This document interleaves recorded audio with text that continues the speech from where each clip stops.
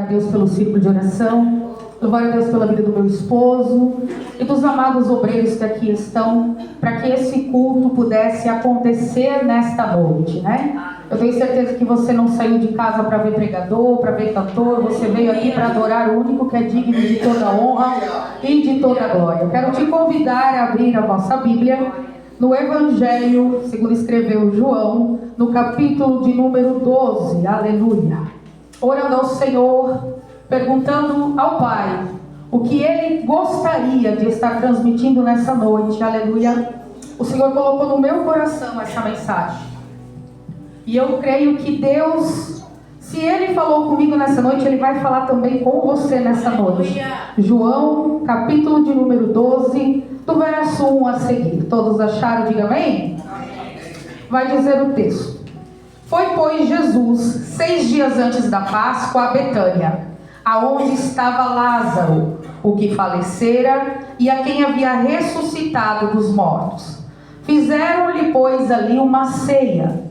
E Marta servia, e Lázaro era o dos que estavam à mesa com ele.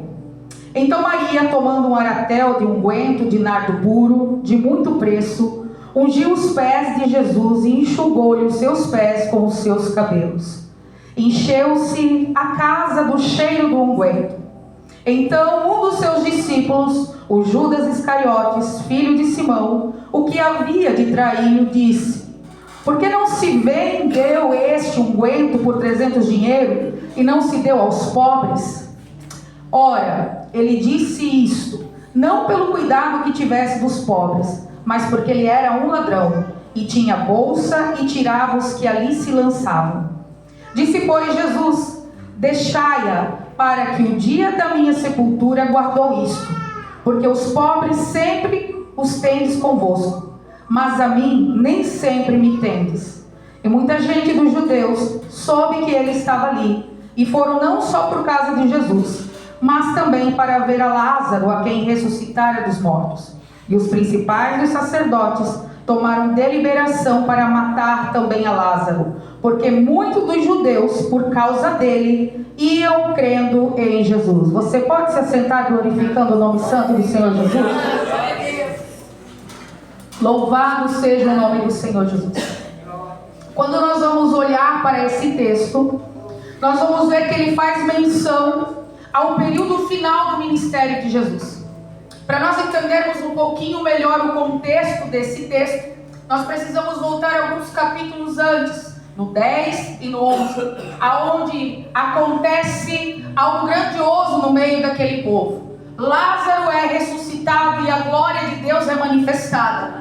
E Cristo, então, ali nesse momento, ele é revelado, ele é conhecido como sendo o Filho de Deus, tendo poder para trazer da morte à vida, mesmo após estando 4 dias morto e já cheirando mal. Nós vamos ver que, com esse alvoroço todo que estava acontecendo naquele lugar, a fama de Jesus estava se espalhando. E isso não soou muito bem aos ouvidos dos líderes e dos grandes fariseus. Só que nesse momento nós vamos ver que o texto vai dizer que Jesus ele estava em Betânia e que havia ali uma mulher. Só que quando nós vamos ver esse texto, nós precisamos entender que a Bíblia vai relatar sobre 2 mulheres. Uma mulher que também ungiu os cabelos com unguento os pés do Senhor. Ela está ligada em Lucas 7,36, que vai falar de quando Cristo ele estava na casa do fariseu Simão. E aquela mulher que Lucas menciona naquela passagem não é esta mulher, não é Maria, e sim a pecadora que Jesus resgatou, e naquele momento, estando na casa do fariseu, ela unge os pés do Senhor, também usando unguento. Só que o texto aqui, ele vai relatar, e também nós vamos ver que o Evangelho de Mateus 26 e Marcos 14 também faz menção dessa mesma mulher, dessa mesma passagem, só que agora ela está com Maria na casa de Lázaro. E quando nós vamos olhar para esse texto, nós vamos ver que o ministério do Senhor Jesus ele estava seguindo os seus momentos finais. Ele não sabia, ninguém naquela casa sabia, mas o texto relata que eram 6 dias antes da Páscoa. Enquanto Jesus estava na casa deles, com um banquete preparado, lá no Sinédrio, estávamos tramando a morte de Jesus.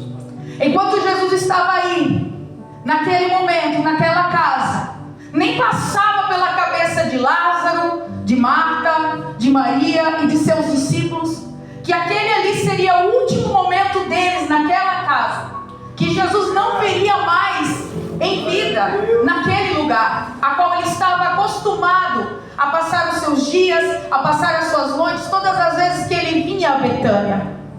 E aqui o Espírito Santo, ele trouxe algo para o meu coração, porque este capítulo aqui, ele nos mostra uma cena de despedida, uma cena de um desfecho ministerial.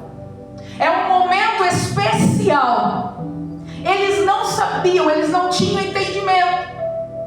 Assim como eu e você não sabemos. Pode ser hoje o nosso último culto, pode ser hoje a última oportunidade que Jesus está conosco nesta casa. E o Espírito Santo colocou no meu coração: como é que a gente está recebendo o Senhor quando Ele está na casa? Porque o texto vai narrar que enquanto eles estavam aí, juntamente com os seus discípulos, esse texto ele te mostra a importância, amados, da gente valorizar cada segundo da nossa vida. Quantas pessoas às vezes saem brigadas de casa, saem brigadas de dentro da igreja, saem discutindo, e a gente nunca sabe quando a morte pode chegar. A gente não sabe o momento em que Jesus vai voltar a arrebatar com sua igreja, e muito menos a gente sabe o momento que cada um de nós vamos findar. Como é que a gente tem aproveitado esses momentos com Jesus na casa? Porque essa mulher, ela me ensina que enquanto Jesus estiver na casa, Ele necessita ser adorado. Glória a Deus, aleluia. E ela me ensina também que não é de qualquer jeito. Glória a Deus. Ela me mostra sobre uma adoração verdadeira, uma entrega real. Aleluia. Aquela mulher, ela não estava preocupada com status, ela não estava preocupada em quebrar protocolos. O único desejo daquela mulher era se lançar aos pés do Senhor Jesus e derramar a sua adoração mais sincera. Aleluia. Ela pega o que ela tinha de mais valioso, um vaso com unguento. O texto vai dizer que era algo tão precioso que necessitava 1 ano de salário para poder comprar aquele pouquinho mais de 1,5 litro de perfume, de unguento. E aquela mulher, ela não pensa 2 vezes. Quando ela vê que Jesus está na casa, aleluia, ela quebra protocolos, ela se lança aos pés dele e ela derrama a sua entrega mais verdadeira. Só que o texto também mostra, aleluia, que se certamente hoje eu soubesse que seria o meu último culto, se você soubesse que essa seria a última oportunidade de você estar aqui para adorar ao Senhor, com certeza você não ia estar calado, você não ia estar quieto, você ia estar preocupado em adorar. Se você soubesse, se eu soubesse que hoje ia ser o último dia, o último culto, nós não ia estar preocupado com quem ia cantar, com quem ia pregar, com quem ia louvar. Não. Nós só queríamos fazer o quê? Levantar as mãos e adorar enquanto ele estiver em casa. Aleluia. Essa mulher deu o que ela via de mais precioso. Ela derramou o que tinha de mais precioso em forma de adoração. Se você soubesse que hoje seria o teu último culto, certamente você ia derramar a tua adoração mais sincera. Era esse sentimento que envolvia este último momento de Jesus com os seus discípulos. Só que nós vamos ver que enquanto ela estava aí se derramando, enquanto ela estava aí adorando, havia quem? Judas. Judas não estava preocupado se Jesus estava na casa. Judas não estava preocupado se aquele seria o último momento com Jesus na casa. A preocupação de Judas era com o quê? Com o valor daquilo que tinha sido derramado aos pés de Jesus.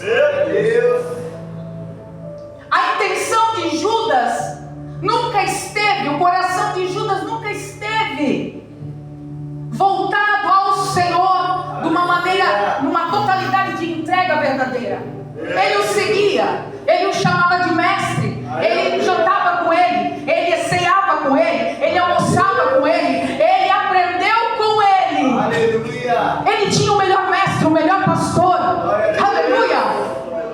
Mas ele nunca conheceu Jesus. Porque certamente se tivesse conhecido a Cristo, ele não teria usado dessa traição com ele, embora a palavra precisasse se cumprir. Só que fato é que, quando nós olhamos para esse texto, nós vamos ver que, embora a maior parte de quando nós olhamos para a Escritura, quando a gente vai falar de Cristo Jesus, do ministério de Cristo Jesus, ela esteja separada dos 4 evangelhos, aonde os evangelistas vão narrar a sua história, o ministério de Cristo, desde o nascimento até a sua morte de cruz. Nós vamos ver que o interesse do Pai, o coração do Pai sempre foi nos revelar a Cristo desde o Velho Testamento. Ele não estava exposto no Velho Testamento da mesma maneira que ele está agora revelado no Novo Testamento. Mas tudo que acontecia no Velho Testamento apontava para o Cristo do Novo Testamento. Já trazia a dimensão de algo maior, de alguém maior que viria para resgatar, aleluia, o povo de Deus. Paulo, ele vai dizer aos Colossenses que Cristo, ele é um mistério oculto de Deus, no meio das eras e no meio das gerações. Paulo, ele vai explicar que a exposição não tem nada a ver com ser. Cristo não precisava aparecer para ser, porque Cristo era sobre todas as coisas. Cristo sempre esteve, Cristo está aqui conosco. Cristo não precisava do nome no cartaz, Cristo não precisava de credencial, Cristo não precisava de cadeira especial, Cristo não precisava de destaque, porque Ele não precisava aparecer, Ele era. Aleluia. Só que mesmo Deus revelando ao Filho já no Velho Testamento, a cegueira espiritual, a religiosidade impedia que aquele povo conhecesse a Cristo. E quando nós vamos olhar, nós vamos ver que Cristo, ele sempre foi o Cordeiro. Ele sempre existiu, embora de uma forma não exposta, não revelada, ele sempre caminhou entre os tempos. Aleluia. E olhando para a Bíblia, nós vamos ver que o interesse de Deus sempre foi nos revelar o Filho. Missionária, do que você está falando? Aleluia. Quando nós vamos olhar para Gênesis, lá em Gênesis 3, e em Gênesis 22, nós vamos ver que ele representava o Cordeiro que proveu o livramento para a vida de Isaac. Ele não estava revelado, mas naquele momento, aquele Cordeiro que foi dado em sacrifício no lugar de Isaac, dando livramento para aquele filho de Abraão, nós vamos ver que esse Cordeiro, ele já apontava para um Cordeiro maior. Aleluia. Aqui ele salva a vida de um. Só que quando nós vamos olhar para a Bíblia, nós vamos ver que lá em Êxodo 12, Deus, ele chama Moisés na porta da congregação, e ele vai dizer a Moisés que é do interesse dele ferir aos egípcios, por causa do endurecimento do coração de Faraó, em libertar o seu povo. Só que Moisés, ele chama e ele ordena às famílias que pegassem o quê? Alguém sabe dizer? Que pegassem um cordeiro, e que pegasse o sangue desse cordeiro e passasse nos umbrais da porta, porque passando aí o anjo da morte e vendo que aquela porta estivesse marcada com o sangue do cordeiro, haveria livramento para aquelas famílias. Aquele espírito da morte, ele passaria por cima. Eu não sei se você entendeu, amado, mas em Gênesis 22 ele dá livramento a Isaac. Agora nós vamos ver que Cristo, apontado, revelado como esse cordeiro, ele vai fazer o quê? Ele vai salvar toda uma nação. Essa nação cujo estava separada por Deus. Enquanto você está aqui adorando ao Cordeiro, tem livramento para tua casa. Enquanto você você está aqui, aleluia, marcado pelo sangue do Cordeiro, aleluia, o inimigo ele pode estar na tua porta, mas ele não tem permissão para entrar, porque é uma marca. Essa marca não é de tinta, essa marca não é comprada, essa marca é de sangue, essa marca, aleluia, ela é preciosa. Enquanto você está aqui adorando, aleluia, tem livramento para tua casa, tem livramento para tua família. Enquanto você estiver sobre a marca de sangue do Cordeiro de Deus, aleluia, vai haver livramento sobre a tua casa. Louvado seja o teu nome, Jesus. E nós vamos ver que também esse momento já apontava para um Cordeiro maior. Ele não estava exposto, ele não estava revelado, mas o sangue daquele Cordeiro puro, sem mancha, ele foi usado para demarcar e para dar livramento para aquela nação. Quando nós vamos olhar para Levíticos 16, nós vamos ver que também apontava para um Cordeiro maior. Nós vamos ver agora que no dia da expiação, Deus ordena que na liturgia do culto, eles deveriam pegar um cordeiro. Só que não era qualquer cordeiro. Tinha que ser um cordeiro puro, sem mancha. Aleluia. Aleluia. Puro e sem mancha.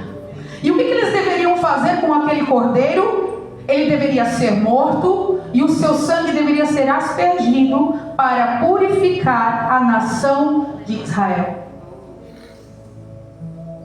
Então nós vamos ver que agora esse sangue de cordeiro, ele não só livra, mas ele também purifica.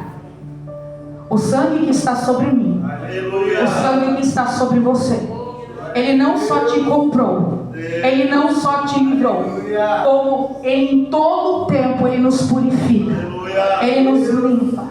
Ele pega aquela velha criatura que antes fazia coisa errada, traz para a sua presença, dá um banho, aleluia, de misericórdia e nos torna como filhos.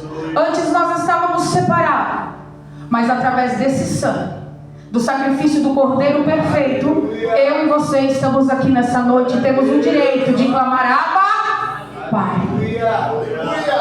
Isso não é um direito para qualquer um, mas o texto vai dizer que todo aquele que confessa que Cristo é o Senhor, esse será chamado de filho. Aleluia. Só que nós vamos ver que então em Gênesis ele é o cordeiro que morre por Isaac. Em Êxodo 12 ele é o cordeiro que morre pelas famílias de Israel. Em Levíticos nós vamos ver que ele é o cordeiro que purifica toda uma nação. Só que a partir, aleluia, do capítulo 1, no verso 29, se a irmã puder pôr ali para mim, de João, capítulo 1, verso 29. Deus Todo-Poderoso, Senhor. Nós vamos ver que a palavra de Deus vai dizer assim. Aleluia. No dia seguinte, João viu a Jesus que vinha para ele, e ele disse: Eis o Cordeiro de Deus, que tira o pecado do mundo. Este é aquele do qual eu disse: após mim veio um varão que foi antes de mim, porque já era o primeiro do que eu.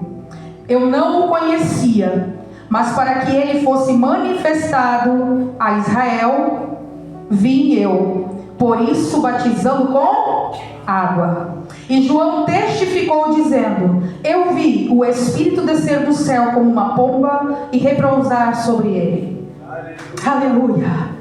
Sobre aquele que vires descer o Espírito Santo e sobre ele repousar, esse é o que batiza com o Espírito Santo.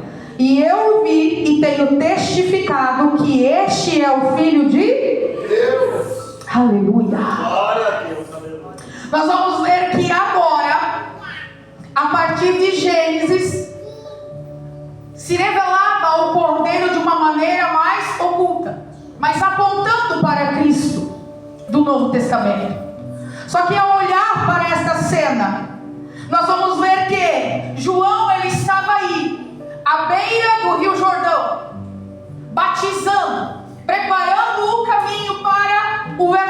Cordeiro de Deus. E todos os dias ele fazia a mesma coisa. Todos os dias ele estava no mesmo lugar, preparando o caminho, pregando arrependimento e batizando aqueles que vinham e se convertiam à sua pregação. Só que nós vamos ver que nesse momento, amados, aleluia, João ele vai olhar para algo, e como se fosse um dia comum, amados, mais um dia que ele estivesse ali batizando, nós vamos ver que algo acontece naquele dia. Enquanto ele estava aí, batizando aquele povo, enquanto aquele povo descia as águas, ele começou a ouvir passos, aleluia, que vinham na direção dele, no meio daquele rio, aleluia. Mas não era um homem qualquer que estava chegando, aquele que estava vindo na direção de João era o Cordeiro de Deus revelado, o Filho de Deus, aquele que tira o pecado do mundo. Não era um homem comum que estava chegando até ele, sobre ele estava, aleluia, a morte e a vida. Ele, aleluia, estava chegando naquele momento, e a partir de agora, aquele Cristo que era mencionado de uma forma oculta no Velho Testamento, ele se revela humanamente para todos aqueles que estavam aí. Olha que coisa linda, amados. A partir desse momento do batismo, Jesus não era mais apenas um homem comum para aquele povo. Até os 30 anos, Jesus ficou quietinho. A Bíblia menciona ele em algumas passagens. Mas a partir de agora, o ministério de Jesus ele muda completamente. A partir de agora, não tem mais como esconder a sua missão. Jesus, ele não veio apenas para curar, ele não veio apenas para libertar. A missão principal de Cristo nessa terra foi pregar arrependimento e nos mostrar o reino de seu Pai. As mensagens que Jesus pregava não eram mensagens de levanta a mão, dá um pulo, dá glória, aleluia. Não, a mensagem que Cristo pregava era: quer céu, quer vida eterna, pega a sua cruz e venha. Arrependimento. Arrependimento. Só que aonde Jesus passa, nada mais fica aí, nada mais fica igual. E nós vamos ver que, aleluia, Jesus ele começa a exercer o seu ministério sobre as nações. E quando nós vamos ver, nós podemos dizer, amados, que grande parte do ministério de Jesus, nós não podemos esquecer que aquele que o antecedeu, que foi João Batista, aquele que veio para preparar o caminho. E o próprio Jesus vai dizer que nascido de mulher não há profeta maior que ele. Só que quando a gente olha para a vida de João, amados, aquele que veio para preparar o caminho, olha o peso que estava sobre aquele homem. Preparar o caminho do Filho de... Só que ele não queria glória, ele não queria o nome dele em jornal, ele não queria, aleluia, o melhor banquete. Talvez João ele tinha tudo para fracassar em seu ministério se a gente fosse olhar de uma forma humana. Por quê? Porque o lugar que ele pregava não era o lugar que está aqui. Meu Deus. O lugar que ele pregava era um lugar de deserto. E outra coisa, amado, a mensagem que João pregava era uma mensagem dura. Deus Todo-Poderoso. Não tinha mimimi, não tinha oba-oba, não tinha reteté. A mensagem que João pregava era: arrependei-vos, endireitai o caminho, preparai, aleluia, o caminho, porque vem aí o rei da... Aleluia. Aleluia. Aleluia. A mensagem que ele pregava, amados, era no deserto, era uma mensagem dura. A mensagem de João não dava ibope. Meu Deus. A roupa de João não dava ibope. A comida de João não dava ibope. Mas mesmo assim nós vamos ver que na mensagem de João havia graça. Aleluia. Aleluia. E aqui eu aprendo algo, amados. Glória a Deus. Que no sermão de João não tinha manipulação de culto. Na mensagem de João não tinha levanta e recebe. Glória a Deus. Na mensagem de João, aleluia, nós vamos ver que por mais que ela fosse dura, que ela fosse simples, ela era direta. E ela pregava a Cristo. A mensagem que João trazia era dura, era simples. Ele não falava bonito, mas o centro da mensagem de João era Cristo. Vivemos dias de mensagem bonita. Vivemos tempos de palavras eloquentes. Só que nós vivemos tempos onde não tem mais graça.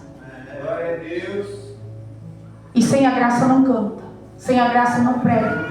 Sem a graça pode ter nome na credencial, pode ter a melhor gravata. Sem a graça, aleluia, não tem o revelar de Deus no meio. Por quê? Porque Cristo foi, é e sempre será o centro da mensagem.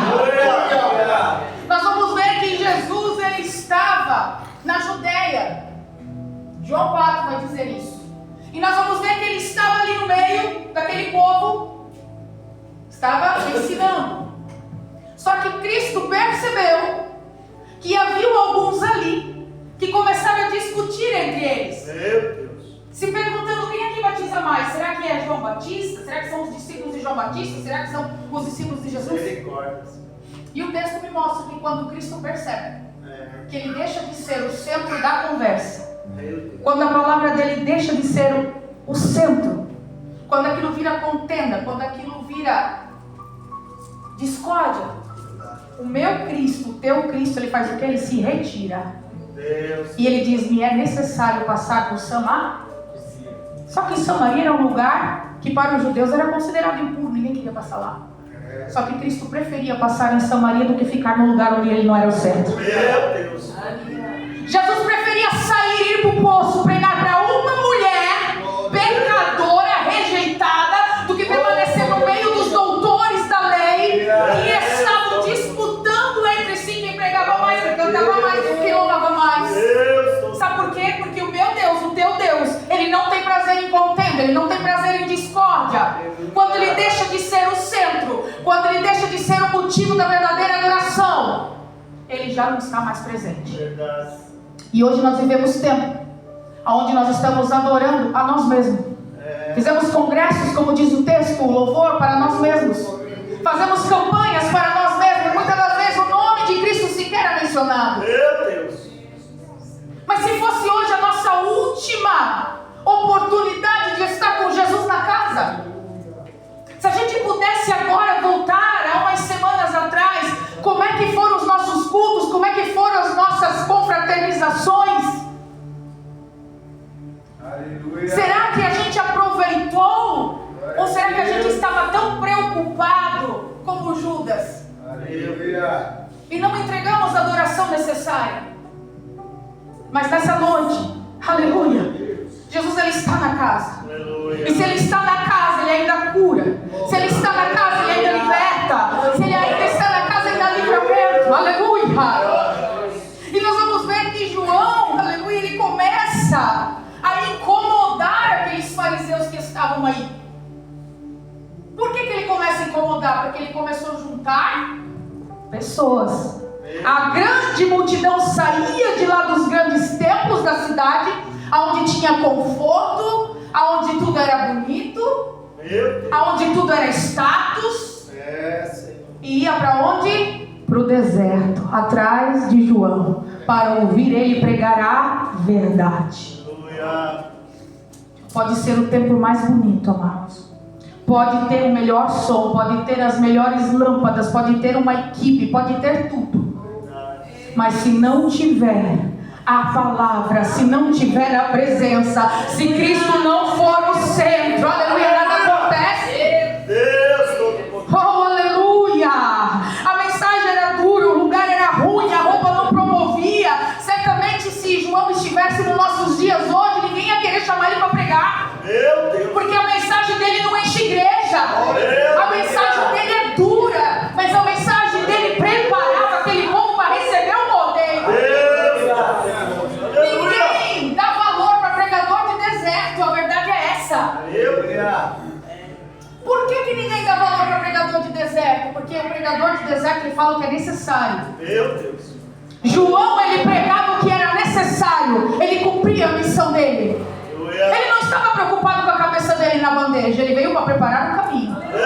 E ele deu a sua vida este caminho. Aleluia. Aleluia. E a Bíblia vai dizer que esse povo, eles abandonavam aqueles lugares para poder ir atrás desta palavra. Olha a sede daquele povo.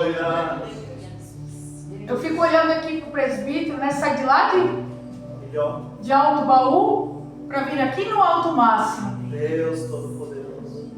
Era mais ou menos isso que acontecia. O povo saía dos grandes centros e iam para o deserto atrás da mensagem de João. João era simples. E João, ele estava incomodando o sistema. Meu Deus. João cutucou o sistema com vara curta. Meu Deus. E o sistema começou a se incomodar. Deus. Nós vemos que, enquanto Jesus estava ceando com Lázaro e a sua família e os seus discípulos, o sistema religioso estava tramando o quê? Meu Deus. Matá-lo. Mas por que? Isso não começou lá. Isso já começou aqui. Eles chegavam a se incomodar. Eles chegaram a pedir para João. Eles tiveram a audácia de sair de lá dos grandes centros, ir até João para ver o que ele pregava. E quando eles ouviram que João estava pregando sobre o rei, sobre o reino, eles começaram a interrogar João: és tu esse rei? Quem é esse rei? Eles queriam saber o que tinha na mensagem de João que fazia o povo sair de lá e ir até o deserto para ouvi-lo. Aleluia. Assim como muitos olham para a tua vida, olham para a minha vida, olham para a vida dos irmãos que estão aqui e dizem: o que tem sobre ele? Não é sobre ele, é sobre o que está sobre ele. É sobre a marca, é sobre o sangue do Cordeiro que comprou a vida dele. Aleluia. Louvado é teu nome. E esses homens então começaram a interrogar a João Batista. O sistema começou a se incomodar. Meu Deus. E foram perguntando para ele: João, és tu o Cristo? João, é Elias? Sobre quem que você está falando? Se você não é o Cristo, se você não é Elias, quem você é? Olha o que João responde para eles com toda a autoridade. Aleluia! João podia bater no peito, podia receber a glória, porque ele estava impactando nações, estava arrastando multidões. Só que quando ele é questionado acerca de quem ele é, olha o que ele responde: eu sou a voz do que clama no deserto, preparai o caminho do Senhor, porque ele está vindo. Aleluia! Porque ele está vindo, ele já está no nosso meio, porque o tempo é agora, neste momento aqui. Exatamente quando João ele fala, nesse momento aqui, Cristo é revelado de uma maneira clara. Não tem mais como esconder que ele é o Cordeiro, que ele é o Filho de Deus. Aleluia! Olha que lindo isso aqui, amados. Nesse momento, João ele poderia tomar a glória para ele, mas ele se diminuiu. Aleluia! É desse jeito, meu Deus. E quando foi questionado, ele disse: eu não sou o Cristo. Aleluia! Eu não sou digno nem de desatar as sandálias dos seus pés. Aleluia! A verdade é que eu batizo com água, mas só ele, é ele, ninguém mais além dele, que veio para perdoar pecados, aleluia, e que batiza com o Espírito Santo. Aleluia! Louvado é teu nome, Senhor. Eu sinto a graça de Deus neste lugar. Aleluia! Amados, tem pessoas que se acham importantes porque exercem um cargo especial. Meu Deus. Tem pessoas que batem no peito, levantam o nariz até no teto porque tem uma credencial, porque tem um lugar de destaque. Mas a Bíblia me ensina através da vida de João que ele teve a missão mais linda. Ele veio preparar o caminho. Mas em momento algum eu vejo João Batista se vendendo seu ministério, mudando para se encaixar no sistema. Eu vejo João Batista indo reto até o final, mantendo a posição, pregando a verdade, doa quem doer, porque não era sobre ele, é sobre aquele que viria após dele. Aleluia! Aleluia! Olha que coisa linda. Ele era alguém simples, porém visto diante de Cristo, o Filho de Deus, como alguém grande. Aleluia! que coisa linda isso. Quando a gente olha para a vida dele, quando a gente olha para o ministério de Cristo, nós vamos ver que ao mesmo tempo que ele falava com Nicodemos, um doutor da lei, alguém importante naquela época, ele era o mesmo Cristo que se sentava para comer com os pecadores. Nós vamos ver que o mesmo Cristo que passou a noite na casa de Zaqueu era o mesmo Cristo que também dormia na casa de Pedro. Ele não fazia acepção. Ele era grande, mas ele era humilde. O nosso problema hoje é muita gente querendo ser grande, mas sem humildade. Aleluia. Pegando a glória para si. Mas que nós possamos nessa noite olhar para Cristo na sua totalidade. Que nós possamos olhar para a vida de João Batista e entender que enquanto Cristo estiver na casa conosco, o nosso papel não é trazer a glória para nós. O nosso papel é adorá-lo, é glorificá-lo, é preparar, aleluia, o caminho daqueles que estão lá fora e virão para dentro dessa igreja para conhecer o Cristo que eu e você pregamos. Essa é a minha e a tua missão, amados. E quando a gente olha para essa passagem, amados, nós vamos ver que o texto vai ser bem claro dizendo que Jesus estava na casa e que Marta estava servindo. Aleluia. Só que ali também tinha Lázaro, ali também tinha Maria. E esse texto ele me mostra, amados, que cada um de nós adoramos a Cristo de uma forma. Marta estava adorando, servindo. Aleluia. Quando eu olho para a vida de Lázaro, nós vamos ver que ele estava servindo como? Adorando a Deus como um testemunho vivo. Aleluia. O testemunho de vida dele, passagem da morte para a vida, era uma forma de adoração. Porque glorificava a Deus na sua totalidade como filho. Aleluia. Quando eu olho para a vida, aleluia, de João Batista, eu vou ver que ele também adorava o Senhor. Aleluia. De uma maneira. Qual era a maneira que ele fazia? Preparando o caminho. Quando a gente olha para a vida de Maria, aleluia, ela adorava a Deus, dando o seu melhor, aquilo que era mais valioso para ela, quebrando o protocolo, se lançando, se humilhando para adorar ao Senhor. Eu não sei, amados, porque muitas das vezes a gente entra num culto e a gente fica preocupado. Se eu levantar a mão, se eu der um aleluia, nem diz o irmão James lá atrás, alguém vai olhar para mim, vai me repreender. Amado, nós vamos ver que Jesus aqui, quando ela se lança aos pés dele, ela quebra um protocolo. Aleluia. Mulher não ungia os pés, mulheres não lavavam os pés. Glória a Deus. Na cultura judaica nós vamos ver que lavar os pés é um ato de humilhação. E muito menos uma mulher fazendo isso. Aleluia. Não era algo normal. Por isso que aqueles homens que estavam ali se escandalizaram quando viram esse ato e tentaram impedi-la. Mas Cristo, olha que coisa linda, ele vem e ele nos mostra que a adoração, a entrega, ela é única. E que quando alguém estiver adorando, quando alguém estiver entregando o seu melhor, a sua adoração, seja cuidando da portaria, seja lavando o banheiro, seja tocando o instrumento, ninguém deve impedir. Ele diz: deixai-a. Aleluia! Porque os pobres terão sempre convosco, mas eu nem sempre estarei aqui. Maria entendeu o propósito. E eu e você? Será que entendemos o propósito de nós estarmos aqui reunidos?